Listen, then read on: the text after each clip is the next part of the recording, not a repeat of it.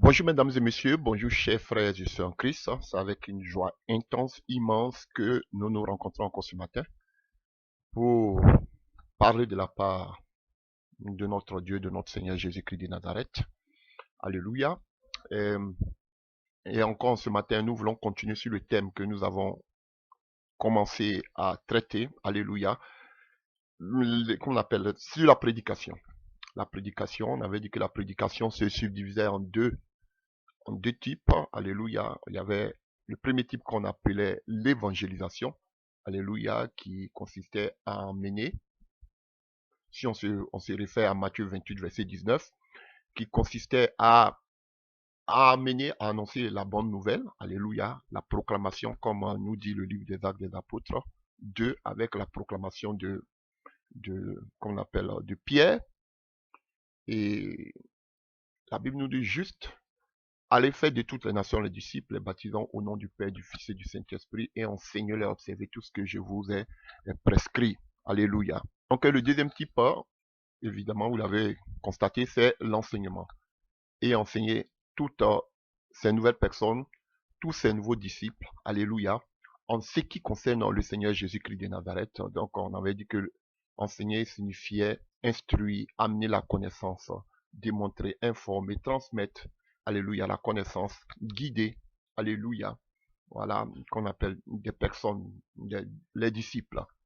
Donc aujourd'hui, frères et sœurs, notre sujet, nous continuons toujours sur cette même lancée, et nous voulons parler aujourd'hui, comme je vous avais déjà dit, de la différence. Quelle différence nous faisons entre, qu'on appelle l'évangélisation, la prédication, et qu'on appelle l'enseignement. Alléluia. Donc, ceci est notre thème d'aujourd'hui. Nous prenons notre passage dans le livre de Timothée. Oui, Paul qui écrit à son fils bien-aimé, Timothée. De Timothée 4, à partir du verset 2 que vous connaissez. Prêche la parole, insiste en toute occasion. Vous voyez, il dit à son fils de prêcher. Alléluia. D'insister en toute occasion favorable ou non. Alléluia. Qu'il prêche l'évangile. Alléluia. Et il lui demande aussi de reprendre, de censurer, d'exhorter avec toute douceur et en instruisant. Car il viendra un temps où les hommes ne supporteront pas la sainte doctrine, mais ayant la démangeaison d'entendre les choses agréables, ils se donneront à une foule de docteurs. Donc vous voyez, donc Paul donne cette recommandation à son fils, Timothée, non seulement de prêcher, mais aussi d'instruire, chers frères et sœurs. Vous voyez, donc on veut voir aujourd'hui quelle est la différence, et je vous ai montré dans l'autre enseignement qu'il y avait plusieurs passages comme ça où Jésus, il prêchait et il enseignait. Donc, il n'y a pas une grande différence entre la prédication et, comme on appelle, et l'enseignement. Et c'est ce que nous voulons voir. Alléluia. Donc, on avait dit que, comme on appelle, la définition de l'enseignement, consistait à instruire d'autres personnes, à leur envoyer la connaissance, à montrer, à démontrer, à informer, à transmettre la connaissance, alléluia, à les guider, parce que Jésus les a montré la voie, le chemin, mais il a aussi démontré tout ce qu'il disait. Alléluia. Et on avait dit que la prédication, c'est l'acte de délivrer un discours, alléluia, la proclamation, comme et Paul et Pierre du moins, et tous les apôtres même l'ont fait. Alléluia. Donc, ce que vous devez savoir, la prédication et l'enseignement ne sont pas dissociés. C'est similaire. Alléluia. Parce que ce soit la prédication ou l'enseignement, les deux, alléluia, véhiculent la vérité de la parole. Amen. Que ce soit celui qui prêche, qui enseigne, en tout cas, les deux doivent avoir pour fondement la parole de Dieu. Et là où il y a la différence entre une prédication et un enseignement, généralement, c'est dans les méthodes, dans les supports qu'on utilise, dans le mode, dans qu'on appelle la manière dont on véhicule le message de Dieu, la parole de Dieu. Alléluia. C'est en ce niveau-là seulement que se situe, comme on appelle, la différence entre une prédication et un enseignement. Je vais plus vous éclaircir. Alléluia. Alléluia. Vous voyez? En ce qui concerne, par exemple, la prédication, comme on a vu dans le livre des Actes des Apôtres 2, avec Pierre, chers frères et sœurs, vous voyez que c'est un mélange. Alléluia. C'est un mélange. Paul et Pierre, du moins, parlent à un public. Alléluia. Qui n'est pas scindé, qui n'est pas décomposé. Quand je parle de décomposition, je parle comme ça se fait peut-être dans ces églises. Vous remarquez souvent que lorsque le prédicateur doit maintenant commencer à prêcher, on met les enfants peut-être dans une autre salle. Et comme ça se faisait autant, ça se fait jusqu'aujourd'hui, l'école du dimanche. Mais les personnes adultes sont là pour écouter l'enseignement du pasteur, par exemple. Alléluia. Alors que le jour de la Pentecôte, par exemple, on voit que Paul et Pierre, du moins, commencent à prêcher à tout le monde. Alléluia. Commencent à prêcher à tout le monde. Donc, y compris les enfants, y compris les femmes, y compris les hommes, tous ceux qui étaient venus adorer en ce jour ont reçu cette bonne nouvelle. Vous voyez? Donc, ça c'est ça la prédication. La prédication, ça touche tout le monde. On prêche à tout le monde. Et dans la prédication aussi, par exemple, on ne peut pas arrêter quelqu'un qui a été de prêcher. Alléluia. Parce que le monsieur, il a été de parler, il parle. On ne peut pas l'arrêter pour lui dire, ah, peut-être je ne comprends pas ce que tu as été de dire. Vous voyez? Parce que il parle à un grand nombre, à un grand groupe. Alléluia. Vous voyez? Alors que, par exemple, quand vous prenez le cas qu'on appelle de l'eunuque éthiopien, vous voyez, il posait des questions à Philippe. Là, on se trouve maintenant dans le domaine de l'enseignement. Vous voyez, dans l'enseignement, souvent c'est divisé en groupes. Souvent, on met les enfants de côté, peut-être les gens d'un certain âge de côté. Souvent, on met seulement les femmes de côté. On dit ça c'est un message seulement que pour les femmes. Ou bien souvent, on dit ça c'est un message seulement que pour les papas. Donc, c'est la manière de véhiculer le message qui fait la différence. Alléluia. Donc, avec l'eunuque, il pouvait poser, là, on peut poser des questions, par exemple, alors que quelqu'un qui est dans les rues, en train de prêcher, peut-être tu attends que à la fin, il finisse peut-être pour le prendre de côté. Alléluia. Pour lui dire qu'est-ce qu'on doit faire comme au temps des Actes des Apôtres avec Pierre. Alors que l'enseignement, ça vient pour instruire. Alléluia. Ça vient pour instruire. Vous comprenez maintenant pourquoi Paul dit dans le livre de Corinthiens que si une femme veut poser une question, qu'elle attende à la maison pour demander à son mari. Tout ça, on va en parler. Hein? Voilà. Qu'elle se taise. Vous comprenez, petit à petit, les écailles vont tomber. Parce qu'effectivement, dans l'église, comme Paul dit à son serviteur Timothée, ou à son frère, ou à son fils, alléluia, tu dois être prompt à l'enseignement, tu dois être enseigné. On va voir aussi quelles étaient qu'on appelle les qualités requises pour quelqu'un qui aspirait à la charge d'un évêque, d'un enseignant, et qu'on appelle d'un surveillant. On va le voir aussi. Donc, il devait être prompt à l'enseignement. Et quand il y avait l'enseignement, on pouvait poser des questions. Ce qui créait le désordre dans l'église de Corinthe. Et vous connaissez les femmes quand elles veulent savoir quelque chose. Donc, il y avait du désordre. Non seulement elles parlaient de tout et de rien, mais encore si elles doivent commencer à poser des questions à ne point en finir, Paul dit, arrêtez comme ça, arrivez à la maison, vous allez demander à vos maris. Alléluia. Donc, vous comprenez? Quelqu'un qui a été de prêcher, souvent on ne lui pose pas de questions. Il suffit sachez, il a été de proclamer, il annonce, il parle. On ne peut pas lui poser des questions. Et secondo, il est un grand public. Si chaque personne dans le public doit poser une question, alors on va point en finir. Alors que quand c'est un enseignement, alléluia, c'est dans un lieu bien restreint, avec des personnes bien restreintes, un nombre de personnes bien restreint, alléluia. Donc on peut poser les questions, alléluia. Même Paul, il nous parle de la prophétie, qu'on prophétise chacun tour à tour. Vous voyez? Donc parce que l'enseignement vient pour amener la connaissance, l'éclairage, pour instruire. Donc quand on instruit même ton propre enfant à la maison, même quand tu l'instruis, souvent il te pose des questions. Vous connaissez les enfants comme ils sont curieux. Ils vous posent aussi des questions. C'est ça la différence entre l'enseignement et la prédication. Il n'y a pas grande différence entre quelqu'un qui enseigne et quelqu'un, on va voir tout ça, et quelqu'un qui prêche. Alléluia. Quand Pierre prêchait, par exemple, le jour de la Pentecôte, alléluia, Pierre même a allé jusqu'à prendre qu'on appelle Joël. Alléluia. Pierre ne s'est pas arrêté sur le fait qu'il y avait des petits, il y avait des femmes, il y avait des gens qui ne connaissaient pas la parole. Ça, c'est pas son problème. Il est venu, il a frappé dans le tas.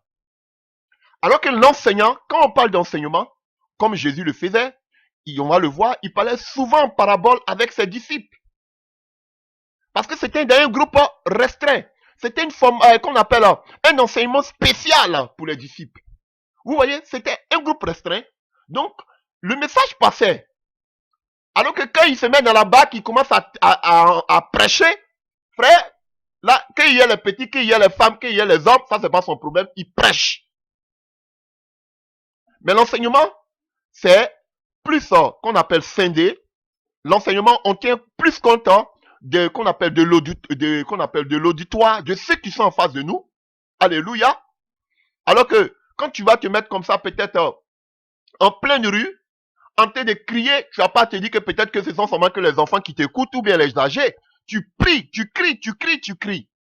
Alors que l'enseignement, alléluia, on tient compte qu'on appelle du niveau d'âge, on tient compte des questions, des préoccupations des personnes, alléluia, du besoin des personnes. Donc, voici simplement la différence. C'est la méthode qu'on utilise, simplement pour véhiculer le message de Dieu. Alléluia. Donc, voici toute la différence entre la prédication, alléluia, et l'enseignement. Donc, quelqu'un qui prêche, il va venir, comme on a vu la dernière fois, avec le kérigme, il va venir annoncer qu'on appelle la repentance, il va venir parler de qu'on appelle du baptême, il va venir parler de qu'on appelle du royaume des cieux. Vous voyez, c'est ça, la composition de la prédication. Alors que l'enseignement, c'est entrer en profondeur de la parole. Enseigner tout ce que le Seigneur, à partir qu'on appelle durant son séjour terrestre, dont par les 4 évangiles, alléluia. Donc, parler de tout cela. Alléluia. Donc là, il y a des profondeurs spirituelles. Là où maintenant, qu'on appelle, on a besoin de poser des questions sur beaucoup de choses qu'on ne comprend pas. Là, maintenant, on rentre dans un autre domaine, c'est ce qu'est l'enseignement. Alléluia. Et là, vous pouvez poser des questions. Là, qu'on appelle, on est un public restreint. Alléluia. Vous comprenez? Donc, voilà pourquoi la Bible nous dit dans le livre des Actes des Apôtres que les apôtres demeuraient dans l'enseignement, que tous ces disciples demeuraient dans l'enseignement qu'on appelle qu'on appelle des apôtres. Là, ils pouvaient enseigner, les gens pouvaient plus poser des questions. Alléluia. Et quand même on va voir, et qu'on appelle ce que Pierre a fait le jour de la Pentecôte, c'était aussi un enseignement. Parce qu'il va jusqu'à dans le livre de Joël pour énoncer ce qui se passe maintenant, qu'on appelle le jour de la Pentecôte. Donc vous voyez, il n'y a pas de différence entre l'enseignement et la prédication. C'est seulement le mode, alléluia, de pouvoir divulguer le message, de pouvoir annoncer le message qui diffère. C'est tout. Alléluia. Donc maintenant, quand vous dites, je ne permets pas à la femme de prendre, qu'on appelle, je ne sais pas aujourd'hui si les femmes, je ne permets pas, oui, la femme peut annoncer, peut prêcher, mais elle ne peut pas enseigner. Moi, je me dis, oui, bon, c'est que si on va arriver à tout ça. Alléluia. Parce que, de façon biblique, chers frères et sœurs, la différence entre une prédication, quelqu'un qui prêche, un prédicateur, alléluia, et un enseignant, frère, il n'y a pas grande différence. Alléluia. Il n'y a pas grande différence. Ça, et vous devez le savoir. Il n'y a pas une grande différence. C'est seulement le support, c'est seulement le mode. J'insiste là-dessus, je répète, car la répétition, elle est pédagogique. Je répète pour que ça passe bien. Alléluia. Il n'y a pas une grande différence, c'est seulement, qu'on appelle la méthode par laquelle nous véhiculons le message. Alléluia. Voilà. Voilà. Donc, quelqu'un qui prêche, on peut pas, il est inspiré, il est en train de prêcher pendant que Pierre est en train de prêcher, on ne l'a pas interrompu, c'est quand il a fini, on dit, bon, mon frère, tu as parlé maintenant beaucoup, qu'est-ce qu'on doit faire? Parce qu'il a en train de parler, il parle. Alors que celui qui est enseignant, il est plus tranquille, plus posé, parce que, on va vous donner quelques indices, parce qu'il vient avec un thème. Voilà. On va parler de tout ça. Il vient avec un thème, et on va le voir. Paul aussi en parler de plusieurs choses, en ce qui concerne l'enseignement, Alléluia. Il lui-même il dit, quand je viendrai, on va parler de la doctrine du baptême, de la résurrection, et ainsi de suite. Donc, il y avait des thèmes qu'il fallait prendre en ce qui concerne l'enseignement. Voilà. Alors que celui qui vient prêcher, lui, il n'a pas de thème. Lui, le seul thème, c'est Jésus-Christ. Jésus-Christ est ressuscité, il est mort, il prêche la croix, il prêche le royaume des cieux, répands-toi. Alléluia, sois qu'on appelle baptisé, tu es sauvé. Voilà, tes péchés sont pardonnés. Voici la prédication. Mais l'enseignant, maintenant, il vient, il prêche maintenant avec un thème. Voilà pourquoi aimer beaucoup les thémistes, des gens qui prêchent avec des thèmes. On va en parler de cela tout à l'heure. Donc, j'espère que ça passe. J'espère que vous comprenez. Alléluia. Alléluia. Donc, il n'y a pas une grande différence. Il n'y a même pas de différence entre la prédication et l'enseignement. Les deux sont sur la parole de Dieu. La seule chose qui diffère, c'est la méthode d'annoncer, de véhiculer ce qu'on appelle la parole de Dieu. Donc, ce que vous devez savoir, chers frères et sœurs, c'est que ce soit le prédicateur ou l'enseignant, alléluia, tout ce qu'ils font, tout ce qu'ils prêchent, alléluia, doit être en conformité avec la parole, avec Jésus-Christ de Nazareth. Paul nous dit par exemple dans le livre de 1 Corinthiens 1 à 1 Corinthiens 2, à partir du verset 2, il dit, car je n'ai pas eu la pensée de savoir parmi vous autre chose que Jésus-Christ crucifié. Alléluia. Donc, tout ce que nous faisons, nous devons être assis sur la révélation de Jésus-Christ de Nazareth. Alléluia. Quelqu'un qui vient vous enseigner quelque chose qui n'a rien à voir avec la parole de Dieu, frère, avec Jésus-Christ de Nazareth, frère, rejetez cet enseignement. Car Paul même, alléluia, il fait la distinction ici, alléluia, toujours dans le livre de 1 Corinthiens 2, alléluia, à partir du verset 9. Mais comme il est écrit, ce sont les choses que l'œil n'a point vues, que l'oreille n'a point entendues, et qui ne sont point montées au cœur de l'homme, des choses que Dieu a préparées pour ceux qui l'aiment. Dieu nous les a révélées par l'Esprit. On en arrivera là aussi. Car l'Esprit sont tout, même les profondeurs de Dieu, lequel des hommes, en effet, connaît les choses de l'homme, si ce n'est l'Esprit de l'homme qui est en lui. De même, personne ne connaît les choses de Dieu, si ce n'est l'Esprit de Dieu. Donc, il fait déjà la différence, alléluia, entre l'enseignement qui vient de Dieu et l'enseignement qui vient des hommes. Et quand on continue au verset 12, « Or, nous n'avons pas reçu l'Esprit du monde, mais l'Esprit qui vient de Dieu, afin que nous connaissions les choses que Dieu nous a données par sa grâce. Et nous en parlons avec des discours, et nous en parlons non avec des discours qu'enseigne la sagesse humaine, mais avec ceux qu'enseigne l'Esprit. » Donc, chers frères et sœurs, et il continue, employant un langage spirituel pour les choses spirituelles. Chers frères et sœurs, donc vous comprenez, il y a, alléluia, merci Paul. Vous voyez, il y a un enseignement, alléluia, qui vient, il y a l'enseignement déjà des hommes, alléluia, tout ce que nous savons, à l'école, ainsi de suite, mais il y a un enseignement qui vient de la philosophie des hommes, qui enseigne la sagesse humaine, alléluia. Et il y a un autre enseignement qui vient de quoi? De l'esprit. Alors qu'on sait que l'esprit, c'est l'esprit de Christ, c'est Christ lui-même. Alléluia. Donc, nous devons faire la distinction. Notre enseignement, que ce soit le prédicateur ou l'enseignant, tout ce qu'il fait, déjà, doit être inspiré, doit être appuyé sur la parole de Dieu, parler de Jésus-Christ de Nazareth, et être inspiré du Saint-Esprit. Alléluia. Convaincu par le Saint-Esprit. Alléluia. Donc, c'est les choses que vous devez savoir. C'est vraiment important. Voilà. Parce qu'il y a tellement de faux enseignants aujourd'hui qui ne sont pas assis sur la parole, qui ne sont pas fondés sur la parole de Dieu, sur Jésus-Christ, sur l'Esprit de Dieu, mais qui vous disent aussi que ce sont des enseignants. Alléluia. Et Paul continue de faire toujours la distinction. Il fait, vous voyez, comme je vous dis que Jésus, vous allez voir quelques passages où Jésus prêchait en même temps, il enseignait. Ici, on le voit dans le livre de Romains 16, à partir du verset 17. Je vous exhorte, frères, à prendre garde à ceux qui causent des divisions et des scandales au préjudice de l'enseignement que vous avez reçu. Éloignez-vous d'eux, car de tels hommes ne servent point Jésus-Christ notre Seigneur, mais leur propre ventre. Par des paroles douces et flatteuses, ils réduisent les cœurs, ils séduisent les cœurs simples. Vous voyez? Donc, par un enseignement, on peut séduire les cœurs simples. Alléluia.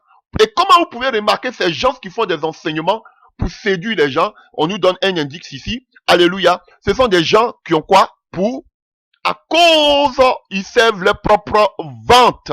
Donc, ce sont des avides, des cupides, alléluia, qui enseignent aussi.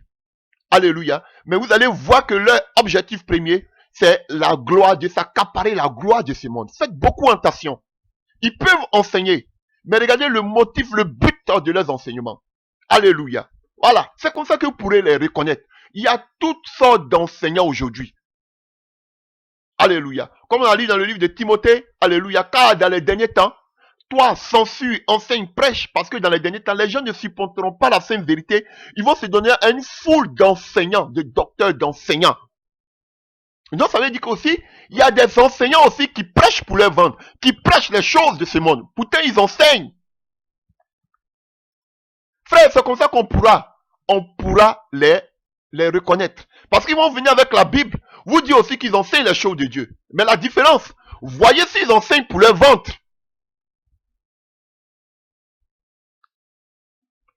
Alléluia. Donc, il parle ici de faire attention pour pouvoir reconnaître ces faux enseignants. Alléluia. Et il parle au niveau, à partir du verset 25 de Romains 16, à celui qui peut vous affermir selon mon évangile et ma prédication de Jésus-Christ conformément à la révélation du mystère caché pendant les siècles. Et qui a révélé ce qui était caché, ce mystère, c'est l'Esprit de Dieu. Alléluia. Donc Paul parle de sa prédication et Paul parle aussi de son enseignement. Alléluia. Ce sont des choses qui sont sine qua non, qui vont ensemble. L'enseignement et la prédication. Il n'y a pas grande différence. Alléluia. Et vous voyez, il y a tellement beaucoup de passages qui en parlent. Je vous ai mentionné quelques passages la dernière fois. Par exemple, comme ça, en Matthieu 9, verset 35, Jésus parcourait toutes les villes, les villages, enseignant dans les synagogues, prêchant la bonne nouvelle du royaume et il guérissait les malades. Il y a tellement de passages qui parlent de cela. Alléluia. Voilà. Donc, Jésus, Luc 24, par exemple, il est écrit ainsi, Alléluia, la repentance, il prêchait et il annonçait qu'on appelle, il enseignait plein de passages, Alléluia. Voilà. Parle de cela, où Jésus annonçait, il prêchait et en même temps, il enseignait. Alléluia. Même les apôtres le faisaient aussi. Alléluia. Par exemple, en Acte 5, verset 42, et chaque jour dans le temple et dans la maison, il ne cessait d'enseigner, d'annoncer la bonne nouvelle de Jésus-Christ. Ils enseignaient et ils annonçaient la bonne nouvelle de Jésus-Christ de Nazareth. Alléluia. Donc, il y a tellement de passages, il n'y a pas de différence, il n'y a pas une grande différence entre l'enseignement et qu'on appelle et la prédication. C'est seulement la manière, la méthode par laquelle on doit passer pour divulguer le message de Dieu. C'est tout. Alléluia. Voilà. Donc, il est important que vous sachiez cela. Et nous allons prendre un passage avant que je vous donne quelques préceptes, alléluia, par rapport à l'enseignement. On va prendre dans le livre de Hébreux. Voilà. Donc, Hébreux. Voilà. Donc, déjà, pour reconnaître à partir d'un enseignement, parce que la prédication, vous savez déjà ce que c'est. Déjà, à partir de, pour parler de l'enseignement, la première des choses que vous devez remarquer, alléluia, quand on parle d'enseignement, par exemple, je vais vous faire ça, vous voir cela dans le livre de Hébreux 6, alléluia, à partir du verset 1. C'est pourquoi, laissant les éléments de la parole de Christ, les éléments de la parole de Christ, tendons à ce qui est parfait, sans poser de nouveau le fondement du renoncement aux œuvres mortes, de la foi en Dieu, de la doctrine des baptêmes, de l'imposition des mains, de la résurrection des morts et du jugement éternel. C'est ce que nous ferons si Dieu le permet. Donc ici, vous voyez que Paul déjà, il a été de exhorter, moi je dis c'est Paul, il exhorte les chrétiens à quitter dans les rudiments terre à terre, de grandir dans l'âme profonde, alléluia, et il leur donne quelques thèmes sur lesquels ils vont parler lorsqu'il viendra au milieu d'eux. Vous voyez? Donc, je vais vous donner quelques indices là, alléluia, pour voir, pour un bon enseignement, ou bien pour voir un bon prédicateur. Bon, l'essentiel, alléluia, l'essentiel que le message passe, c'est tout. Alléluia. Donc, vous voyez, la première des choses qu'on voit ici d'abord, en ce qui concerne l'enseignement, je vous ai dit que c'est la méthode.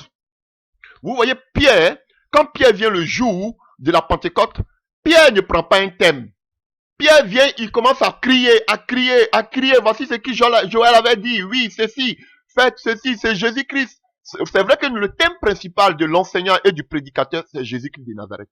Mais vous voyez que Paul ici mentionne, alléluia, des thèmes.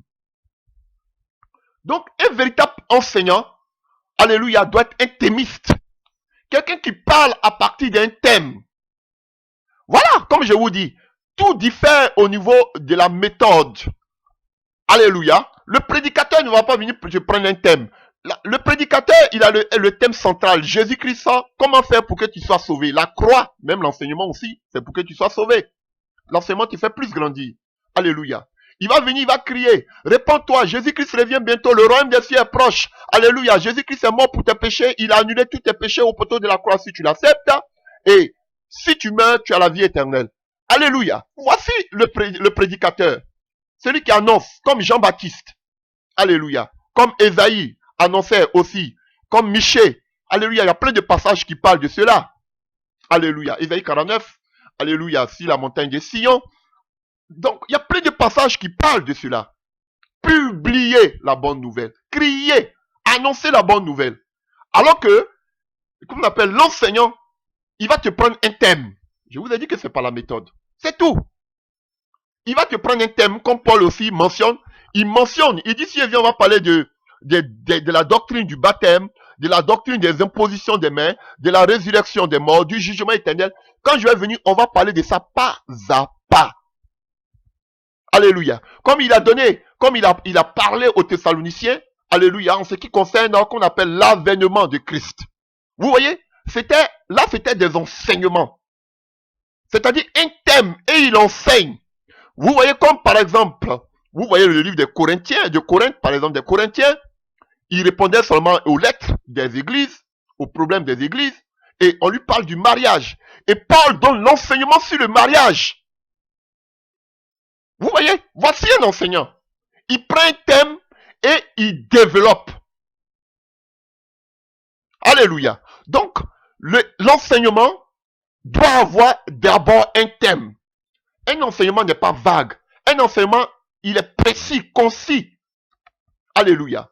Voilà. Donc, c'est différent aujourd'hui de... Voilà pourquoi Paul dit, quelqu'un qui aspire à la charge d'évêque doit être quelqu'un qui soit un enseignant. Malheureusement, aujourd'hui, dans ces soi-disant églises, on n'a pas d'enseignant. Quelqu'un vient aujourd'hui, prend un passage, il sort du coq à l'âne, il passe ici, il sort ici, et vous prenez, vous partez à la maison. De telles personnes ne doivent pas rester sur une assemblée locale. Parce que Paul nous dit, on le verra, que celui qui aspire à la charge d'un évêque ou de surveillant, il doit avoir la capacité de pouvoir enseigner. Mais aujourd'hui, regardez vos soi-disant pasteurs. Est-ce qu'aujourd'hui ils enseignent? Non, ce sont des prédicateurs. Ce sont des gens qui évangélisent dans l'église. Dans l'église locale, on n'évangélise plus. On fait croître. Pas l'enseignement. Alléluia. Donc, un des premiers points, en ce qui concerne un enseignement, on veut parler de la différence entre l'évangélisation ou bien la prédication et l'enseignement.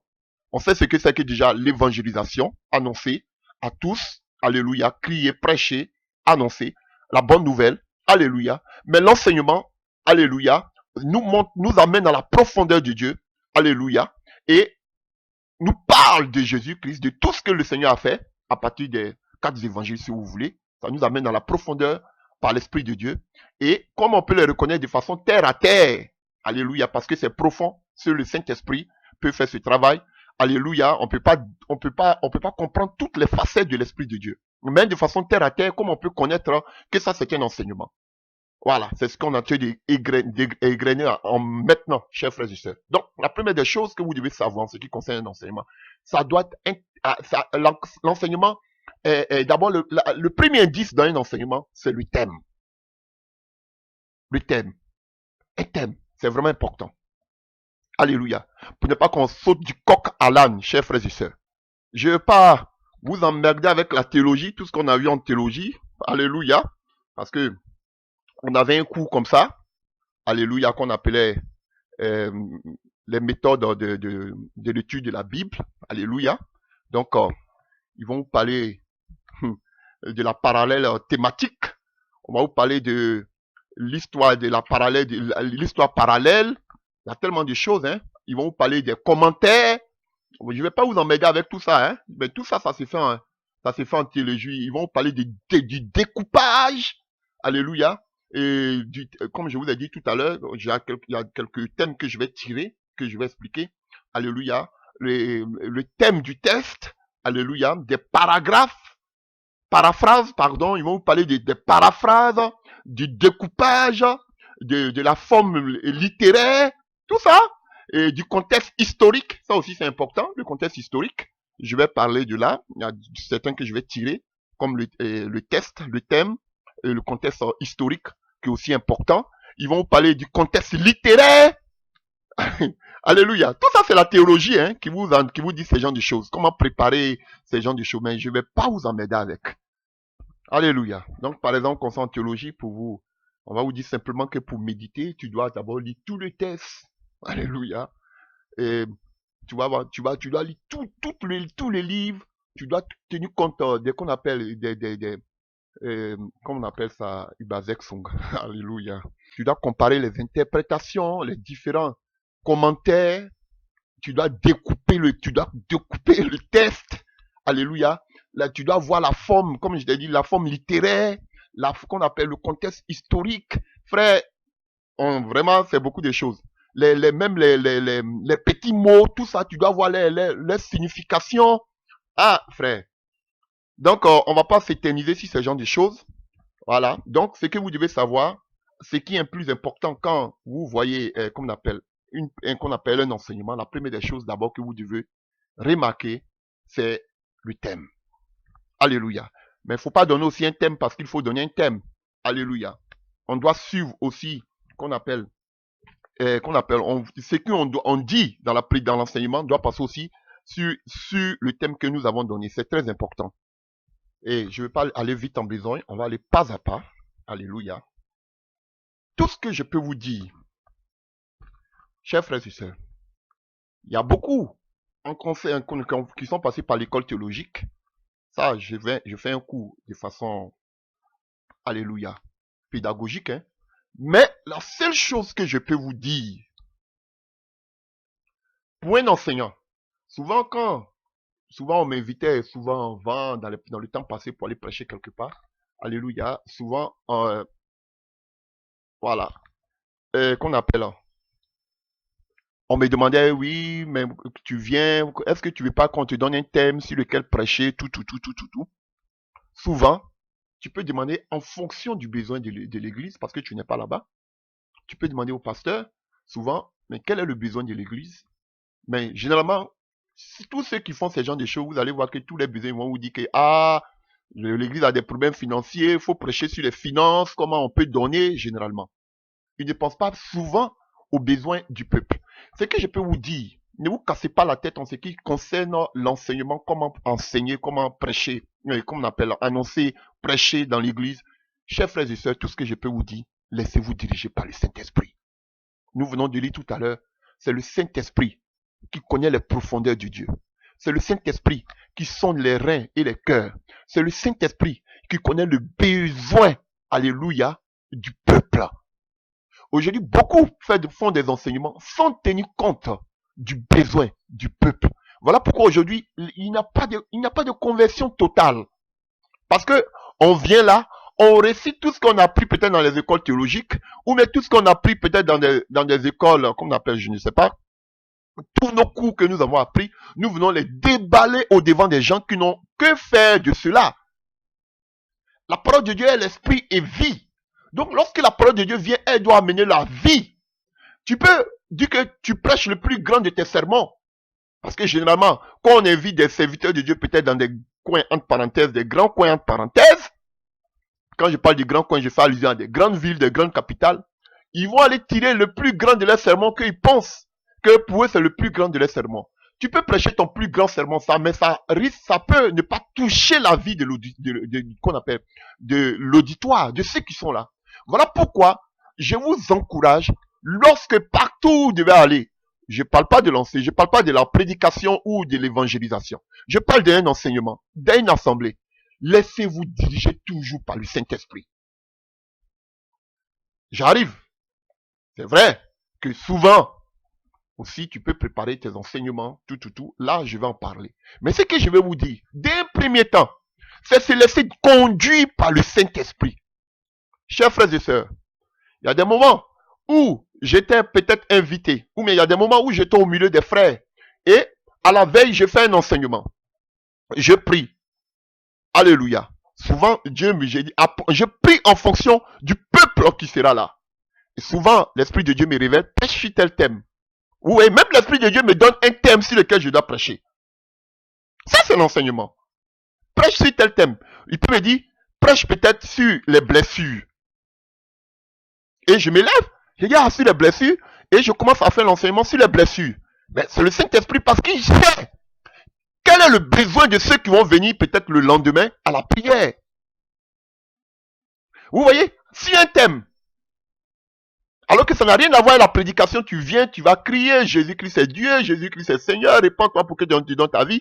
Mais là maintenant, il y a des enfants, il y a des disciples qui sont là, qui ont besoin de la nourriture solide. Tu es là, tu intercèdes, Seigneur, qu'est-ce que tu pries déjà pour la rencontre avec les frères et les sœurs. Le Seigneur te dit, prends tel thème, prêche là-dessus, parce qu'il est l'alpha et l'oméga, il sait tout ce qui va arriver d'avance. Alléluia. C'est comme ça. Généralement, je vous dis, chers frères et sœurs, on priait toujours pour les rencontres du lendemain. Et Dieu nous donnait déjà, par la prière, par des révélations, il nous donnait déjà tout ce qui va se passer à la réunion de prière. Qui allait s'asseoir où? Comment telle personne allait s'asseoir? Quelle tenue, quelle couleur la personne a porté? Et quel était le besoin dans le cœur de cette personne qui allait venir le lendemain? Le Seigneur nous révélait tout. Et quand le lendemain tu viens, tu commences à prêcher dessus, la personne tombe, elle commence à pleurer. Mais elle se dit, mais comment tu as fait? Alors que tu as prié hier, le Seigneur t'avait déjà révélé. Donc frères et sœurs, je vous donne ce conseil, c'est vrai, je vais vous donner c'est vrai, c'est pas toujours que le Saint-Esprit va te dire quelque chose. Si le Saint-Esprit ne te dit pas quelque chose, c'est ce que je vais te montrer un peu. Mais ce qui est primordial, c'est de se laisser diriger par le Seigneur, par le Saint-Esprit. Ah oui, chers frères et sœurs, laisse souvent tes sermons, tes bibles, tes cahiers de côté. Laisse-toi diriger par le Saint-Esprit. C'est vraiment important. Parce que les gens prêchent ce qu'ils ont appris, mais ils ne pensent pas aux besoins du peuple qui les écoute. Quel est leur besoin maintenant? Alléluia. Comme Jésus était au Père avec la femme samaritaine dans le livre de Jean 4. Alléluia. Elle avait un besoin, c'était l'eau. Jésus a pris son besoin pour faire un enseignement. L'eau. Frère, c'est important. Vous avez compris? C'est la méthode. Jésus n'a pas venu dire, je suis le Seigneur. Il a pris l'eau. Il dit, tu as soif. Mais si tu bois moi de mon eau, là, tu n'auras plus soif. Il a pris ce qui était là, l'élément, et il a pris ça pour faire un enseignement.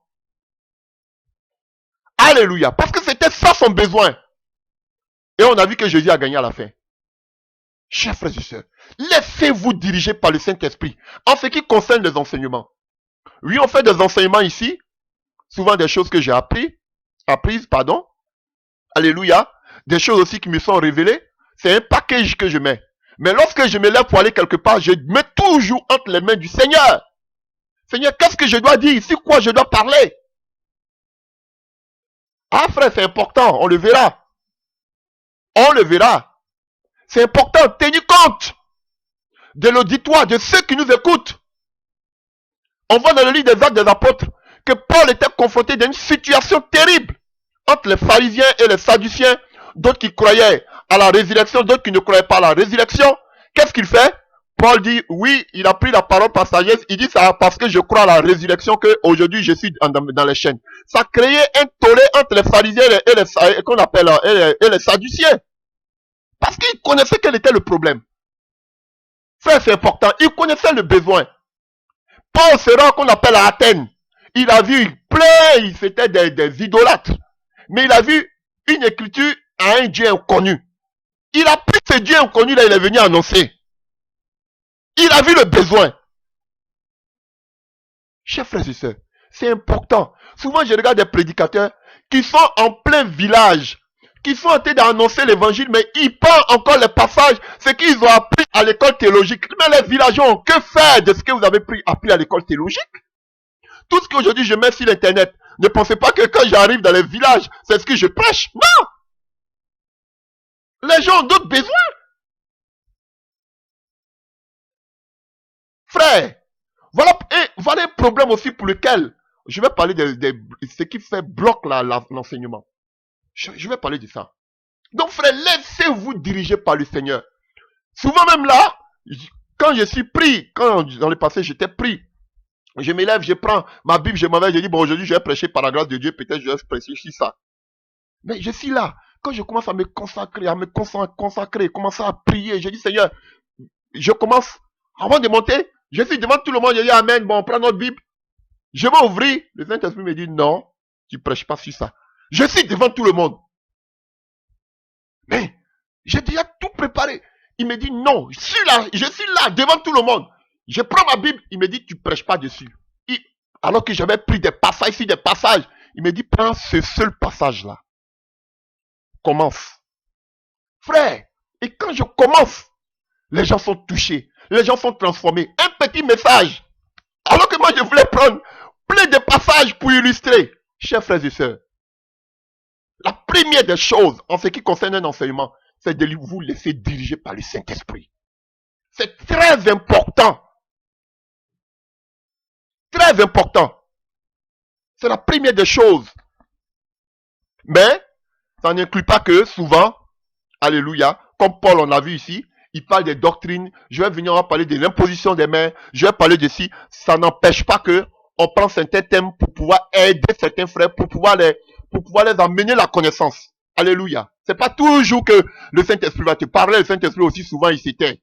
Moi aussi il s'était là. Toi-même qu'est-ce que tu fais? Voilà pourquoi Paul n'a pas dit seulement attends à Timothée, attends seulement que le Saint-Esprit te parle. Il dit non, tu dois être apte à enseigner. Propre à l'enseignement. Alléluia. Et il le dit pour ceux qui veulent, qu'on appelle être des évêques. Alléluia. Ça doit être des personnes qui enseignent. Il n'a pas dit seulement des personnes qui seraient dirigées par le Saint-Esprit. Donc c'est important. On va voir plus tard que aussi c'est un don ministériel. On en parlera. Alléluia. Donc la première des choses que vous devez savoir, on doit se laisser diriger par le Saint-Esprit. Alléluia. Alléluia. Pour reconnaître un bon enseignement. Et je vais vous donner quelques indices comme ça. Alléluia. Voilà. Donc vous devez toujours savoir que frère, la Bible, c'est un livre complet. Il y a tout dedans. Chers frères et sœurs, alléluia. Je remarque aujourd'hui que beaucoup de personnes, lorsqu'ils commencent à enseigner, alléluia, qu'est-ce qu'ils font? Ils se basent seulement que sur le Nouveau Testament. C'est une erreur. C'est une erreur. Voilà pourquoi il y a beaucoup de carences. C'est vrai que, alléluia, on ne doit plus observer. C'est vrai que, qu'on appelle les lois morales demeurent. Mais, frères, les lois cérémonielles et consorts, nous ne devons plus les observer. Mais, chers frères et sœurs, on vous dit pas simplement, on vous dit pas d'obéir à l'ancienne alliance. Mais je veux dire que, la nouvelle, si on parle de deux alliances, c'est qu'il y avait une ancienne alliance. La nouvelle alliance tire sa source de l'ancienne alliance. Je vous dis la vérité. Et Jésus, quand il était là, il dit il est écrit. Jésus disait toujours qu'il est écrit. Mais c'est écrit où? C'est pas dans la nouvelle alliance parce que ce n'était même pas encore écrit. À quoi Jésus faisait allusion? À l'ancienne alliance. Aux prophètes, aux écrits. Alléluia. À la loi mosaïque. Voilà pourquoi beaucoup sont... Excusez-moi, je ne vais pas blesser qui que ce soit, hein, mais dit que je suis orgueilleux. Alléluia. Mais voilà pourquoi on a beaucoup de problèmes. Parce que non, nous sommes sur la nouvelle alliance, on doit seulement que rester sur la nouvelle alliance. Non! Frère, même Paul, on disait que Paul était un docteur de la loi. De quoi? Pas de la nouvelle alliance, mais de la loi. Voilà pourquoi on va vous dire en théologie que Paul a mieux écrit parce qu'il avait déjà une connaissance, il était un docteur. Chers frères et sœurs, c'est un package. Pourquoi vous voulez délaisser les 39 livres de l'Ancien Testament? Frère, de l'Ancienne Alliance, si vous voulez. Vous devez, même quand Jésus, alléluia, Jésus me prend des passages. Quand il est devant Satan, il dit il est écrit. Où il tirait tout ça? De l'Ancienne Alliance. Quand il dit que l'homme ne vivra pas seulement de pain, où il a tiré ça? Dans Deutéronome 8, à partir du verset 3. Alléluia. Par exemple, le plus grand des commandements, l'amour, le plus grand des commandements, qu'on doit aimer Dieu, tout cela, où on le retrouve? On voit déjà en Exode 20, on voit déjà en Deutéronome 6, à partir du verset 5. Frère, donc Jésus a toujours cité l'ancienne alliance. Alléluia.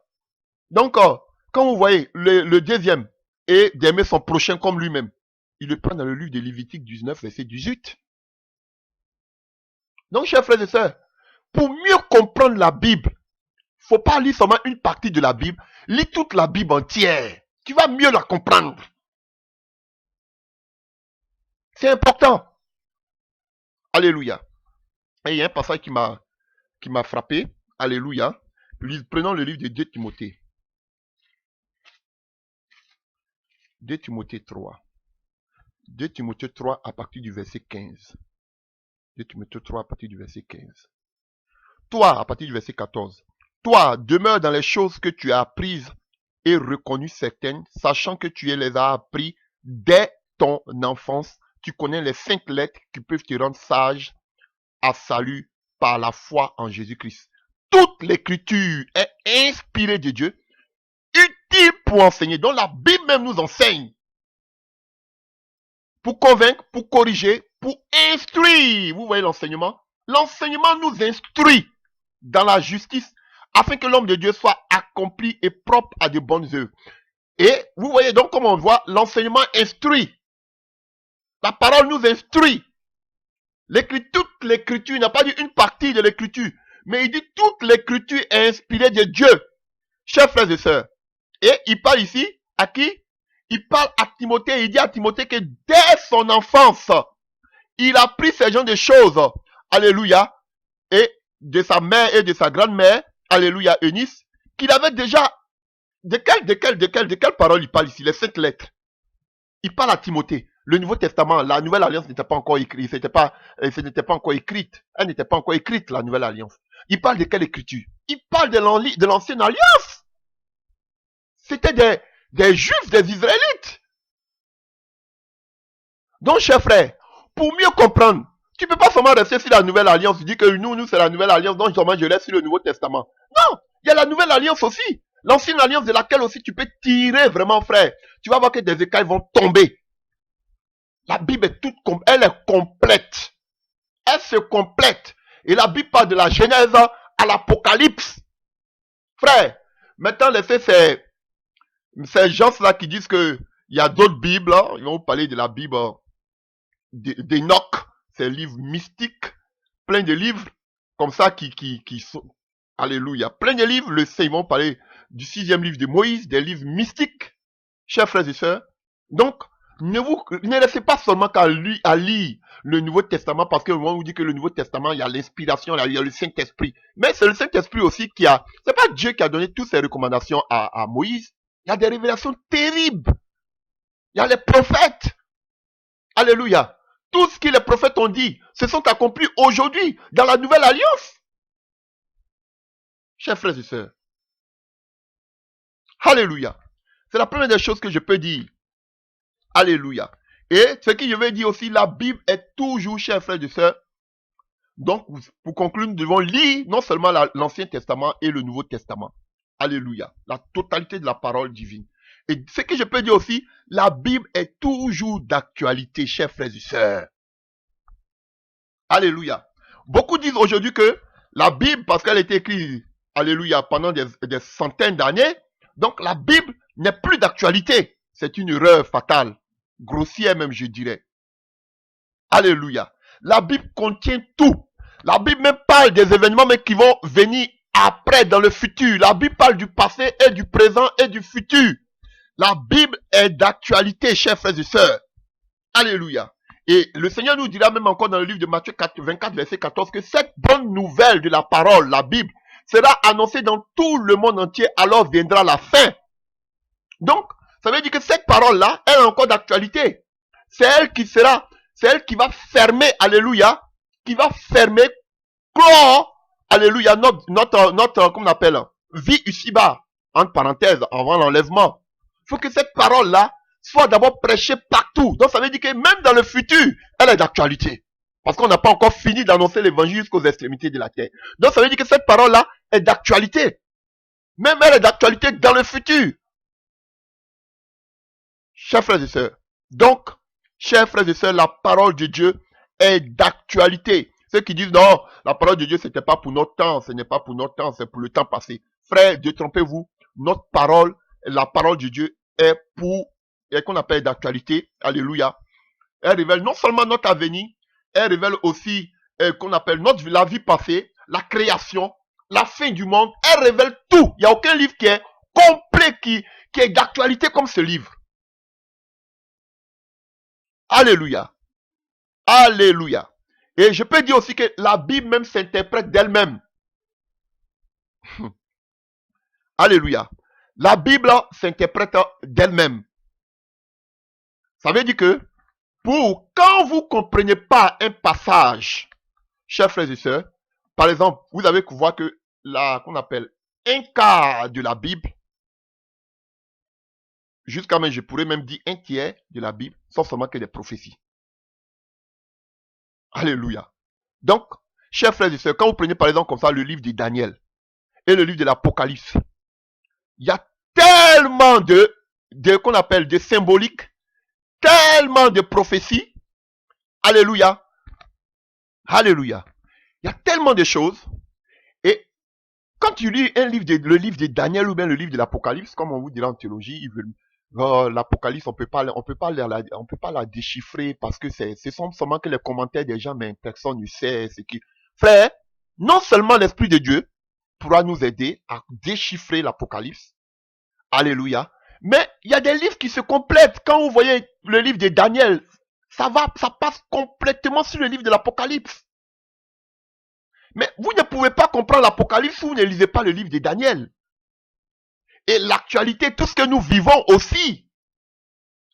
Parce que le livre de Daniel, le livre de l'Apocalypse, excusez-moi de vous le dire, mais c'est toute l'actualité que nous vivons quotidiennement. Il ne suffit pas seulement d'avoir les yeux sur la Bible. Oui, la Bible a dit ça, mais regardez aussi l'actualité, regardez le monde, l'environnement dans lequel nous sommes, pour voir si cela s'accomplit. Ah oui, chers frères, il y a des symboles, des symboliques que vous voyez peut-être dans le Nouveau Testament, qui sont dans l'Ancien Testament. Ah oui, où tu peux aller retrouver l'explication dans l'Ancien Testament, dans l'Ancienne Alliance, si vous voulez. Mais si vous ne lisez pas l'Ancienne Alliance, comment vous allez savoir ce genre de choses? La Bible s'interprète d'elle-même. Voilà pourquoi, quand vous allez voir quelque chose, par exemple, je prends un exemple sur la parabole du semeur. Jésus a donné la parabole, il parlait, vous voyez, on parle de parabole. Et vous allez voir plus tard que les disciples vont lui dire, mais explique-nous un peu ce que tu as dit. Donc vous allez voir que quand vous prenez la Bible, quand vous lisez quelque chose que vous ne comprenez pas, souvent regardez, continuez à lire. Vous allez voir que peut-être l'explication sera donnée. Chers frères et sœurs, voilà pourquoi aujourd'hui on assiste à toutes sortes de doctrines. Parce qu'on prend un petit passage hors du contexte, on a fait un contexte, on veut nous donner ça. Voici une mauvaise doctrine qui rentre. Et si vous ne trouvez pas l'explication en bas qu'on appelle de cette parabole, ou bien du passage que vous êtes tenté de lire, chers frères et sœurs, alors je vous donne une autre qu'on appelle solution. C'est de faire quoi? C'est de prendre tous les passages bibliques dans la Bible concernant le thème sur lequel vous voulez enseigner ou même sur lequel vous êtes en train d'étudier. C'est comme ça que vous pourrez éviter d'être endoctriné. Alléluia. Par exemple, je prends l'exemple sur qu'on appelle la dîme. Prenez tous les passages qui a trait avec la dîme pour mieux comprendre. Ne prenez pas seulement un seul passage pour faire une doctrine. Et voilà pourquoi aujourd'hui, il y a beaucoup d'hérésie aujourd'hui dans l'église. Alléluia. Vous voulez parler par exemple, si la femme et la prédication, est-ce que la femme doit prêcher ou pas? Prenez tous les passages en ce qui concerne la femme et la prédication. Frère, prenez depuis le début de la Bible jusqu'à la fin pour en tirer un enseignement. Sinon, vous allez toujours faire des erreurs. Et regardez comment beaucoup font des erreurs parce qu'ils vont prendre un seul passage. Ah, Paul a dit ici. On a pris ça pour faire un passage. On a pris ça pour faire une doctrine. Frère, c'est un problème. Et souvent, si vous ne comprenez pas quelque chose, il y a aussi des personnes qui ont travaillé aussi sur l'étude de la Bible, qui ont fait des commentaires que souvent on appelle des commentaires bibliques. Vous pouvez aussi les lire. Des gens aujourd'hui qui vous parlent, vous ne faites pas l'hébreu, ni le grec. Mais il y a des gens, des érudits, comme on les appelle, des savants, qui ont travaillé aujourd'hui sur la, qu'on appelle la traduction de la Bible, qui utilisent des mots grecs.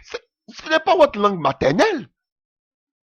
Qui utilisent aujourd'hui, qu'on appelle, qui ont traduit, qu'on appelle la Bible, alléluia, de l'hébreu peut-être au français, qu'on appelle du grec au français, par exemple. Donc, chers frères et sœurs, voyez aussi les commentaires bibliques pour éviter d'être dans l'erreur. Beaucoup font beaucoup d'erreurs parce qu'ils se disent, ah, tout ça, ça ne vient pas de Dieu. Toi, j'ai ma Bible, seulement le Saint-Esprit va me révéler. Frère, arrêtez-moi ça. Arrêtez-moi ça. La Bible n'a pas été écrite en français. L'Ancien Testament, l'Ancienne Alliance, en hébreu, un peu d'aramien. Alléluia. Le Nouveau Testament en grec. Voilà. Donc, il faut qu'on ait les textes originaux. Aujourd'hui, on ne sait même plus où c'est. Donc, mais il y a des textes qui ne sont pas trop loin des textes originaux. Donc, faites un peu de recherche. Lisez un peu les commentaires bibliques. C'est important. Ne vous fondez pas seulement sur un passage biblique pour faire de cela une doctrine. Chers frères et sœurs, lisez tous les passages bibliques depuis la Genèse qu'on appelle qui vont sur le thème sur lequel vous êtes en train de prêcher ou même vous voulez étudier ou même vous voulez enseigner. Alléluia. Comme ça va vous éviter beaucoup d'erreurs. Alléluia. C'est vraiment important. Alléluia. Et je pourrais parler aussi, alléluia, pour éviter aussi vous, là où il y a une véritable confusion, c'est au niveau de quoi? De comprendre le contexte historique. C'est pas la théologie que je suis en train de faire. Le contexte historique est vraiment important. Qu'est-ce qu'on attend par le contexte historique? Le contexte historique, quand je prends des définitions dans le dictionnaire, c'est un ensemble des circonstances dans lesquelles se produit un événement, se situe une action. Ensemble des événements politiques, économiques et qu'on appelle sociaux, relatifs à un fait situé à une période précise de l'histoire qui permet souvent d'en comprendre les causes. Chers frères et sœurs, est-ce que vous avez compris? Donc, quand vous prenez un passage de la parole, vous devez chercher à comprendre l'histoire. Parce que quand vous voyez Paul qui écrit, il écrit qu'on appelle, il écrit par exemple aux Corinthiens. Alléluia. Par rapport à la tenue de la femme, par rapport aux couronnes. Tout ça, c'était des choses qui se passaient, c'était le quotidien des Grecs. Donc, il s'appuie sur les traditions pour leur envoyer un enseignement. Et les gens sont tenus compte du contexte historique. Ils prennent en même temps, ah, Paul a dit ceci. Non! Faut tenir compte, alléluia, du temps passé, de comment les gens vivaient, de ce qui se passait. Pourquoi Paul a dit ceci? C'est important, frère. C'est ce qu'on appelle le contexte historique. Pourquoi la femme? Paul dit, Non, je ne permets pas à la femme de prendre la parole, d'enseigner. Pourquoi Paul dit tout cela? Il faut chercher le contexte historique. Les gens ne veulent même pas s'emmerder là. Non, Paul a dit, il a dit, on reste dessus. Mais frère, alléluia. N'oubliez pas que, c'est vrai aujourd'hui qu'on a rassemblé tout cela, mais n'oubliez pas que ce que Paul a été en train d'écrire, à part l'Apocalypse peut-être, mais sinon tous les écrits de Paul là, les épîtres là, ce sont seulement que des lettres. Il répondait aux besoins des différentes églises, des païens que nous sommes aujourd'hui. Alléluia. Il ne disait pas qu'un jour, ces prédications-là allaient arriver aujourd'hui chez ceux qui parlent la langue française. Parce qu'il parlait au grec. Un exemple. S'appuyant sur les coutumes, sur la manière de vivre, pour pouvoir divulguer, pour pouvoir faire passer le message. Alléluia. Et vous allez voir que, dans la Bible, vous devez faire la parallèle entre deux passages. Il y a un passage qui parle ici peut-être chez Bach. Vous allez revoir, allez-y voir le même passage dans le livre de Matthieu. Et vous faites la comparaison. Vous allez voir qu'il y aura des indices, sur lesquels il y aura des petites différences. Frère, c'est comme ça que vous pouvez être un bon enseignant. Comprendre. C'est important. Alléluia. Par exemple, quand tu prends le livre de Luc 15, on parle de l'enfant, comment vous appelez ça? De l'enfant prodige, par exemple. L'enfant prodige. Alléluia. Et déjà quand tu prends ce passage, tu dois déjà te poser des questions. Quelle est l'idée principale? Quel est le thème de ce passage? C'est l'héritage. Un exemple parmi mille. L'héritage. Et qu'est-ce qui se passe? À quel moment on donne l'héritage? Tu dois voir le contexte historique. Alléluia. Ah, c'est à la mort seulement qu'on donne l'héritage. Mais l'enfant prodige, l'enfant, il n'était pas encore, le papa n'était pas encore mort, mais il voulait son héritage. Vous voyez, des choses comme ça, tu peux devenir bon enseignant. Tu dis des choses comme ça. Alléluia. À part le Saint-Esprit, hein, je vous dis de façon terre à terre. C'est important. Alléluia. Et un exemple. Qui doit donner l'héritage? C'est le père en principe, selon l'histoire. Ça s'est fait jusqu'à aujourd'hui. C'est le père qui donne l'héritage. Mais pourquoi l'enfant demande l'héritage à son père? Frère, vous voyez, voici le contexte historique. Un exemple. Alléluia. Je ne vous demande pas de faire la thèse, l'antithèse et la synthèse. Hein, c'est pas ça. Alléluia. Ne vous compliquez pas. Mais il est important, ce sont des petites choses. Alléluia. Que vous pouvez faire vous-même. Tirez les parallèles, les passages. Vous allez voir que chaque fois qu'il y a un passage dans la Bible, vous allez voir qu'ils vont donner un énoncé pour donner la concordance de ce même passage dans un autre livre. Lisez, il y a toujours quelque chose. Quand vous allez aller dans l'autre livre, il y a toujours il y a toujours quelque chose qui est ajouté. Ça va vous aider. C'est important. Comprends le contexte. Parce qu'on ne comprend pas le contexte. On prend, alléluia, et on fait de cela une doctrine. Voilà pourquoi je dis, il y a tellement de doctrines. Parce qu'on ne comprend pas. Oui, Paul a dit cela, mais il faut comprendre pourquoi Paul l'a dit. Qu'est-ce que Paul voulait dire? Sur quoi Paul s'appuyait pour dire cela? C'est important, frère. C'est important. Alléluia. Et quand vous allez prendre le passage où Paul, dans le livre de 1 Corinthiens, alléluia, où Paul, par exemple, parle de la femme, dans le livre de 1 Corinthiens 14, à partir du verset 34, ou bien 2 Timothée 2, verset 12, chers frères et sœurs, vous allez voir que Paul fait référence à quoi? Paul fait référence à la Genèse. Un exemple. Alléluia. Vous voyez? Donc, il faut tenir compte de tous ces paramètres, mais ne pas rester sur un passage et faire de cela une doctrine. Voilà comment on divulgue de mauvaises doctrines.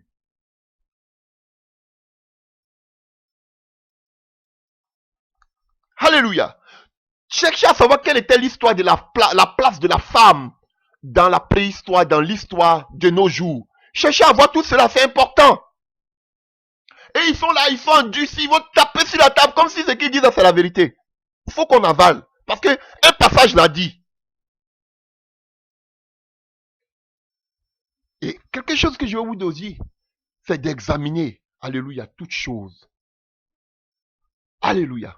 Un homme peut venir, il va vous dire qu'il vous donne un enseignement. Faites comme les chrétiens du Béret. Examinez. C'est à partir, comme David pouvait dire dans le psaume, alléluia, psaume 119, verset 105. Ta parole est une lampe sur mes pieds, à mes pieds, une lumière sur mon sentier. Frère, c'est seulement que par la parole, nous pouvons avoir l'éclairage de tous ces enseignements aujourd'hui qui circulent. Seulement que par la parole de Dieu. C'est ça vos problèmes. C'est que vous ne méditez pas la parole. Vous ne mangez pas la parole. D'autres vont vous dire que non, vous n'avez pas besoin de faire ça. Nous sommes là, nous sommes vos prophètes, nous faisons ça à votre place. C'est la sorcellerie, frère. Mangez la parole, nuit et jour, méditez. Chers frères et sœurs, examinez toutes choses comme Paul nous dit dans le livre de 1 Thessaloniciens 5, verset 21. Éprouvez toutes choses. C'est pareil pour la prophétie. Comment vous pouvez savoir qu'une prophétie vient de Dieu ou pas? Vous dites que non, on ne veut pas de la prophétie ici dans l'église parce que les gens prophétisent du n'importe quoi. Chers frères et sœurs, comment vous pouvez éprouver, examiner une prophétie si vous n'entendez pas d'abord la prophétie? Voilà pourquoi les églises sont mortes. Une église où il n'y a pas de prophétie, c'est un problème. Alléluia. C'est que c'est vous-même déjà, même vous qui êtes devant, mais qui avez un problème. Parce que moi, je laisse tout le monde prophétiser. Pour que le Saint-Esprit me donne le discernement des esprits pour savoir ce qui vient de lui et ce qui ne vient pas de lui. Mais si tu dis simplement que je ne veux pas de prophétie parce que toutes les prophéties sont fausses, c'est toi qui as un problème en tant que pasteur. Parce que Dieu doit te donner la capacité, déjà par le discernement des esprits, par le discernement, tu peux y automatiquement savoir, et par la parole, si cela vient de Dieu ou pas. Mais comment vous pouvez savoir si une prophétie vient de Dieu si vous ne l'attendez pas d'abord? Écoutez, et vous pouvez maintenant juger la prophétie. Vous voyez comment nous sommes endoctrinés. Si la prophétie ne vient pas, comment l'église pourrait être édifiée, pourrait être fortifiée, pourrait être encouragée? On dit non seulement la parole, sinon Paul n'allait pas le mentionner, et qu'on appelle mentionner cela aussi. C'est important. On est bloqué déjà, frère. Voilà pourquoi on a mis le Saint-Esprit dans nos cages. On dit, toi, il faut rester de côté ici. Parce que les gens utilisent trop mal. Non, frère, on a l'Esprit de Dieu. Et on peut savoir ce qui vient de Dieu, ce qui ne vient pas de Dieu. Si toi, en tant que serviteur de Dieu, qui ne sais pas ce qui vient de Dieu, ce qui ne vient pas de Dieu, c'est que tu as un problème. Aujourd'hui, simplement qu'en écoutant la prédication de quelqu'un, je peux dire que c'est un vrai serviteur de Dieu, mais c'est un faux serviteur de Dieu. Je ne dis pas que souvent, il ne peut pas faire des gaffes. Non, c'est pas ce que je dis. Mais déjà, le fondement de cette personne, le fondement de son enseignement, tu peux savoir déjà s'il est de Dieu, mais il n'est pas de Dieu. Déjà, automatiquement. Par la parole. Parce qu'il sort de sa bouche. C'est vrai que souvent, il peut glisser, il peut donner d'autres enseignements parallèles. Alléluia. Mais déjà, le fondement, tu peux d'abord, à part le Saint-Esprit, déjà en l'écoutant, tu peux savoir si c'est un homme de Dieu ou pas. C'est clair. Frère, c'est vraiment important. C'est important. Et priez pour que Dieu vous donne la compréhension de la parole. C'est vraiment important. Priez pour que Dieu vous donne la compréhension de la parole. C'est important. Oui, on a été de parler comme ça de l'enseignement, hein. De l'enseignement. Donc, il est important de voir déjà que un prédicateur doit être quelqu'un qui prêche déjà avec un thème. Un enseignant. Et pas quelqu'un qui saute du coq à l'âne. Alléluia. Et quand vous allez commencer de vouloir faire un enseignement, vous allez voir, quand vous allez commencer à voir tout, qu'on appelle les passages bibliques qu'on appelle, qui concordent avec ce que vous voulez dire, vous allez voir que l'accent sera mis toujours sur, alléluia, si un passage, si un mot, alléluia, alléluia. Vous allez voir que ce sera toujours répété, alléluia. Lorsque vous voyez que un mot lorsque vous voulez faire l'enseignement, c'est toujours répéter, répéter, répéter. C'est que la Bible veut mettre un accent là-dessus. Tu dois tenir compte de cela. Alléluia. Vous avez dit que vous voulez prêcher sur un passage. Alléluia. Et vous repartez encore dans un autre passage. Vous retrouvez encore les mêmes explications, les mêmes choses. C'est que, frère, il y a des choses qui ne trompent pas. Il y a des choses qui ne trompent pas. Ça veut dire que ça doit être la base de ta prédication que tu veux faire ou même de ton enseignement. Chers frères et sœurs. Et vous allez voir que dans l'Ancien Testament, dans l'Ancienne Alliance, il y a des livres qui se concordent. Ah oui. Il y a des livres qui se concordent. Alléluia. Quand Dieu permettra, on fera l'étude sur... Je vais faire l'étude sur le Nouveau Testament. Vous allez voir qu'il y a des livres qui se concordent. Alléluia. Vous allez prendre le livre de la Genèse comme ça et passe correctement sur le livre des Jean. Alléluia. Je vous dis, vous allez prendre peut-être le livre d'Exode qui passe sur Matthieu. Donc, alléluia. Chers frères et sœurs, c'est important, ce genre de choses. Donc, déjà quand tu vois la concordance déjà des livres, tu peux mieux comprendre, mieux cerner, être un bon enseignant. C'est important ce genre de choses. Alléluia. Vous voyez, quand on prend déjà dans le jardin d'Éden, on parle de l'arbre. Alléluia. On parle, quand l'homme a péché, il a pris des feuilles. Et on le retrouve avec le figuier maudit. Parce que l'arbre était, les feuilles c'était leur propre fort. Alléluia. Il ne voulait pas se repentir. Et on voit que Jésus plus tard, il maudit le figuier qui était une image aussi d'Israël. Qui ne portait pas le fruit de la repentance. Vous voyez, depuis l'ancienne alliance, on retrouve ça ici. Donc, il est important de faire. Voilà pourquoi cherchez toujours tous les passages qui a trait avec un thème sur lequel vous voulez enseigner. C'est important. Comme ça, vous allez faire moins d'erreurs. Vous n'allez pas prendre un passage pour en faire une doctrine. Et là aussi, vous pouvez prendre maintenant, vous avez le thème, vous pouvez prendre, alléluia, vous pouvez vous poser plein de questions, de quoi on parle ici, à quoi le Seigneur veut-il arriver, quel est l'enseignement, ces genres de choses. Alléluia. Que je peux tirer ici, vous pouvez prendre même des commentaires bibliques, comme je l'ai dit tantôt. Alléluia. Et pour pouvoir argumenter tout ce que vous êtes en train de dire. Alléluia. Voilà. Donc, c'est vraiment important, chers frères et sœurs. Donc, mais en théologie, par exemple, on va vous donner, alléluia, si je peux dire, 3 types, alléluia, 3 types d'enseignement. Et ce que je voulais énumérer aussi après, 3 types d'enseignement. Ça, c'est la théologie qui le dit. Alléluia. Mais c'est important, chers frères et sœurs. Ce que je vais énumérer aussi, c'est que on peut bien prêcher. Alléluia. Mais on doit savoir quel est l'objectif. L'objectif, ce sont ceux qui nous écoutent, chers frères et sœurs. On ne vous dit pas de venir faire une démonstration pour montrer que vous avez un bagage théologique. Non. Alléluia. Prêchez ce que le Saint-Esprit vous met à cœur. Même si cela doit choquer. N'oubliez pas. Alléluia. Voilà. Que votre cible, c'est de gagner les âmes. Alléluia.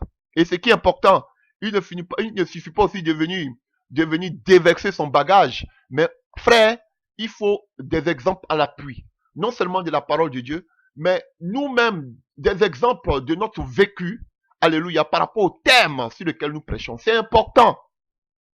C'est important, vous avez vu.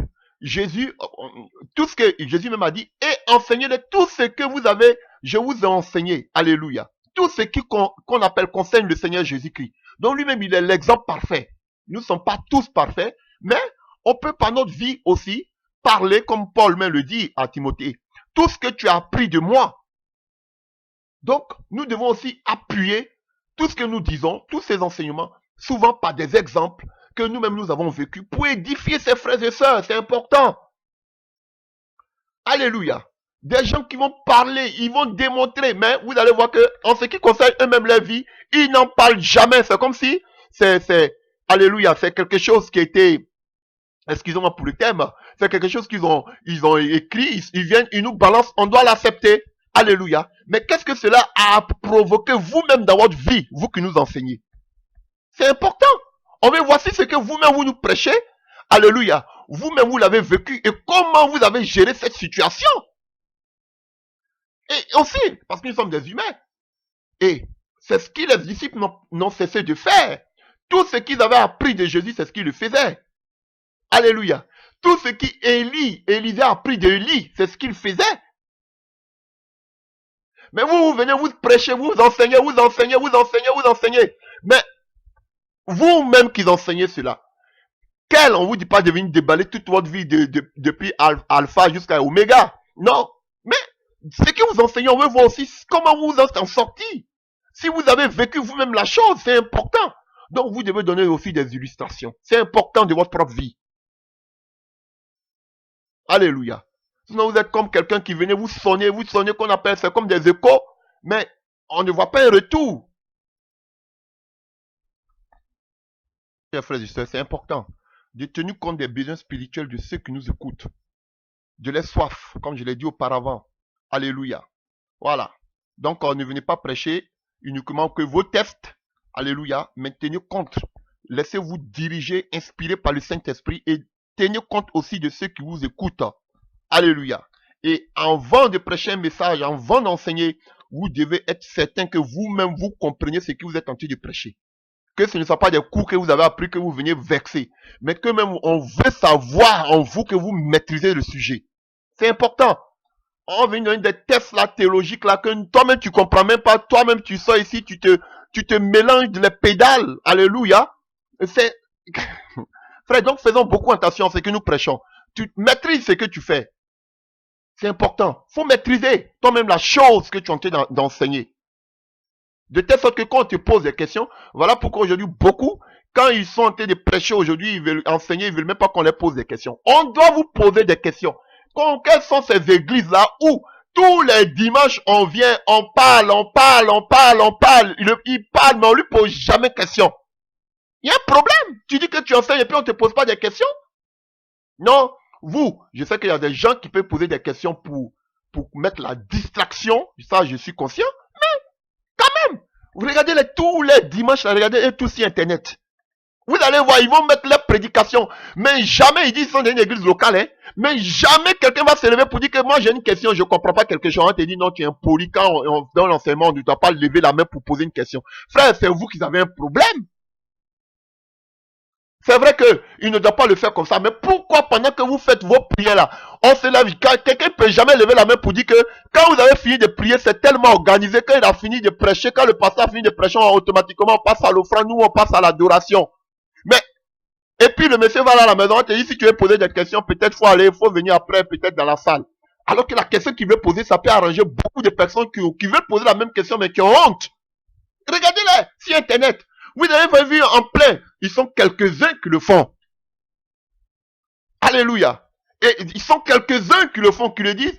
Après, ils ont fini de prêcher. Qui a une question? Est-ce qu'il peut lever la main? Qui a une question à poser? Qui a compris? Est-ce que vous avez compris?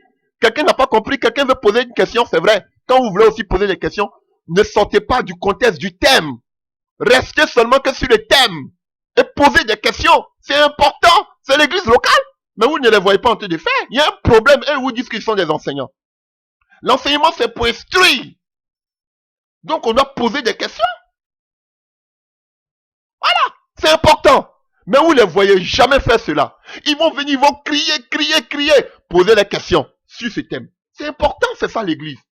Oui, on n'a pas assez de temps, mais on peut prendre au moins 5 questions. Qui ne comprend pas quelque chose par rapport à l'enseignement qu'on vient de faire? Est-ce que tu as une question à poser? Voilà, frère. C'est comme ça que les gens grandissent. Oui, mais on voit que généralement dans vos, bon, excusez-moi, je vais appeler aujourd'hui église. Alléluia. Dans vos églises là, on voit seulement que ce sont seulement que des prédications. Pourtant vous dites vous enseignez, mais on voit que ce sont des prédications parce que dans l'enseignement, on peut poser des questions si on ne comprend pas quelque chose.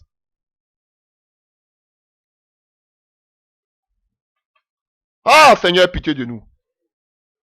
Voilà. Donc si vous ne comprenez pas le thème, ne venez pas prêcher là-dessus.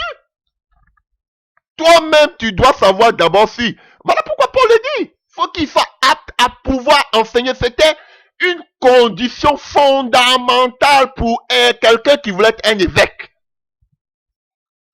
Parce que les disciples vont venir, ils ont besoin d'être enseignés. Tu vas dire non, bon, je ne peux pas attendre. Quand le pasteur principal va venir, tu vas poser ta question. Mais tu as un problème. Voilà pourquoi l'église est remplie de gens. Excusez-moi, je ne vais pas donner de mots. Vous avez dit que je vous insulte. Alléluia. Et en théologie, on va vous donner trois sortes de types. Trois types, si vous voulez, d'enseignement, de prédication, d'enseignement. Trois types à l'école théologique. Le premier, alléluia, on l'appelle l'enseignement expositoire. En quoi, quand vous dans expositoire, vous avez le mot exposé ou bien exposition. Alléluia. Qu'est-ce que cela veut dire? Il y a des types d'enseignement où, alléluia, c'est qu'on appelle ces types d'enseignement, parlent des enseignements, alléluia, et qui sont centrés sur quoi? Qui expliquent en détail un passage biblique, verset par verset, ou bien un texte, verset par verset. Alléluia. Donc, expositoire signifie extraire, examiner les parties d'un ensemble. Donc, vous voyez, voici, donc c'est-à-dire que c'est un enseignement détaillé. Vous voyez? Donc, chaque passage biblique, chaque qu'on appelle verset, il y a une révélation biblique. Chaque verset, il y a une révélation biblique. Chaque verset, il y a une révélation biblique, comme dans le livre de qu'on appelle de Acte 2, où Paul prêche, et Pierre prêche du moins. Alléluia. Le kérigme. Vous voyez, chaque verset, il y a une révélation. Il y a un enseignement dedans. Vous voyez? Donc, voici les trois types ça c'est le premier type d'enseignement. Expositoire. C'est-à-dire, détaillé. C'est-à-dire que c'est verset par verset. Verset par verset. Quelqu'un qui enseigne, verset, il prend un thème. Et il prend, par exemple, comme ça, un passage sur la résurrection. Il prend un passage. Le premier mot, comme on appelle, le premier verset, il va l'expliquer. Le deuxième, comme on prend Ésaïe 61. Alléluia. Par exemple. Alléluia. Voilà. Ou bien Jérémie. Avant que tu étais dans le sein de ta mère, je te connaissais. Vous voyez? Donc, petit à petit. Voilà. Voilà. Jérémie 1 à partir du verset 2. La parole me fut adressée en ces mots. Avant que tu eusses été formé dans le ventre de ta mère, je te connaissais. 1. Donc déjà, on fait de cela un enseignement. Je te connaissais.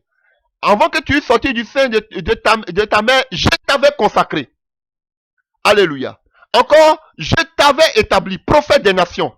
Donc vous voyez, chaque passage, chaque verset a une signification. On peut tirer un enseignement. Et ça, tu peux faire un enseignement pendant un mois. Tu arrives, si tu vas prendre déjà, je t'avais déjà qu'on appelle, je te connaissais. Oh, maintenant on va enseigner si je te connaissais. Alléluia. Après, qu'on appelle, je t'avais consacré. Oh, tu vas prendre tous les passages dans la Bible qui passent sur la consécration.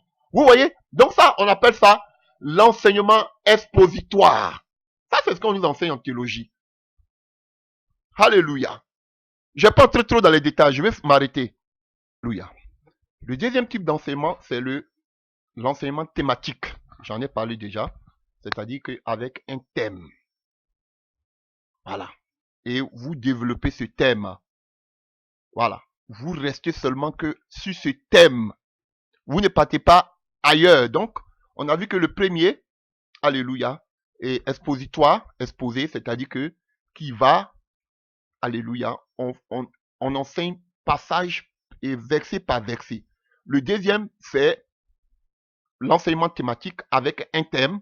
Par exemple, je ne sais pas, Jacques 4, les luttes ou bien les querelles, alléluia, dans la chair, ou bien pourquoi nous ne sommes pas exaucés, alléluia. Voilà, un thème où, je ne sais pas, les fruits de l'esprit par exemple, les fruits de la chair, les désirs de la chair, alléluia. Pourquoi quand nous prions, nous ne sommes pas exaucés, par exemple dans le livre de Jacques, alléluia. 4, alléluia, il dit que nous demandons et nous ne recevons parce que nous demandons mal, 1, dans le but de satisfaire nos passions, 2, alléluia, parce que nous aimons le monde. Donc vous voyez ce genre de choses.